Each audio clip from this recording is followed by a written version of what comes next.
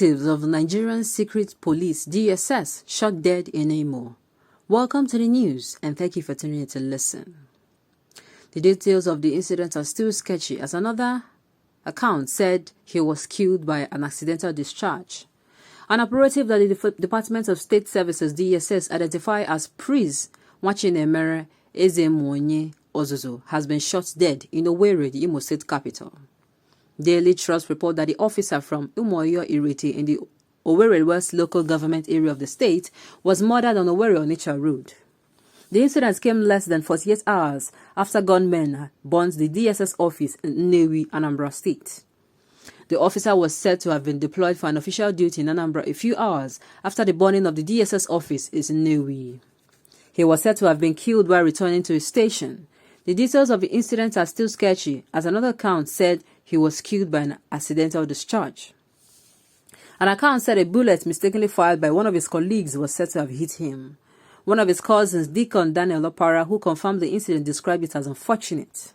He said, "We are yet to get the details of what actually happened, as it was alleged that he was killed from an accidental discharge from the gun of a police officer attached to his colleagues, with whom he was on a joint task force on an assignment to Anambra State." The family suspecting foul play as he was said to have been recently promoted. He joined the service about 4 to 5 years ago and was married with 4 children. We keep hearing news of chaos. We are tired of hearing such news. In fact, we are fed up with such news. It has now gone back to the extent of now. It is now seeming like we are allergic to good news. People of Nigeria, are we allergic to good news? Must we hear that this person was killed here, the other one, the community was attacked? Why? There is so much chaos, and the land is red. The land is not green. The land is red, it's bleeding. And it is even unfortunate that these people that we put to even take care of this country, we have placed the fate of our country in their hands, they are not even blinking their eyes at all.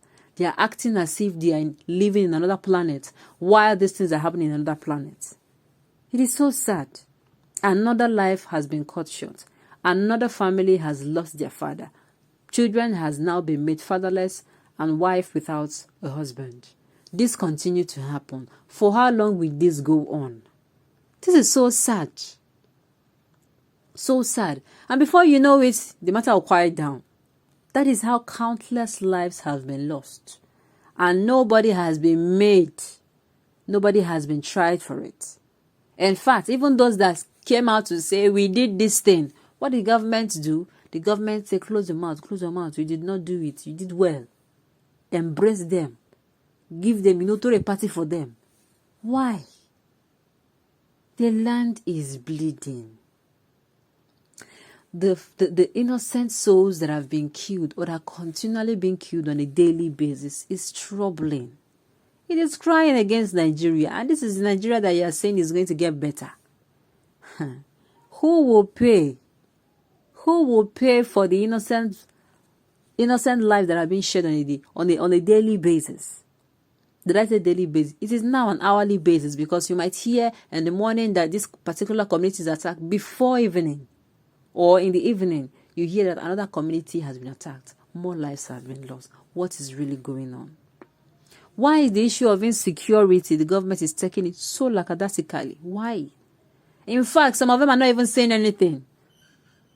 What is really going on? He was recently promoted, and so what is going on? It is saddening, very saddening.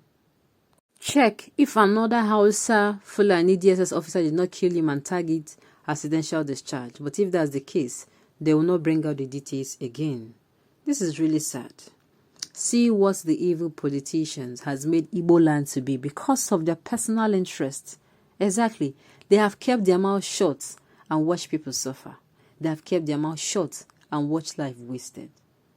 And I keep asking, do they really go down on their knees or even ever pray to God? And they expect that this God will answer. It is worrisome. It is worrisome. It is becoming something else. The insecurity that I've been screaming that it will spread, it is already spreading. It is spreading. What is going on? It is eating us from the inside out. You are yet to get the details of what they received him with that satanic promotion for him to remain as a compatriot, and was killed for him not to let the cat out of the basket. Let his soul rest in peace. This is sad. It is so sad. So for majority of security personnel killed in the East are Easterners, that makes it to say that there is more to this killing than the IPOB conspiracy theories everywhere. There is more to it. That is what it means. There is more, and IPOB will keep telling you that they are not. In fact, IPOB published a list of names recently, if not last week. The published list of names of those that, that are behind a particular recent killings. I think 2 days ago or last week. They published the name. They have said it before that they promise to protect the lives and property of their brothers over there, their people. So why would they turn around and be the ones to kill?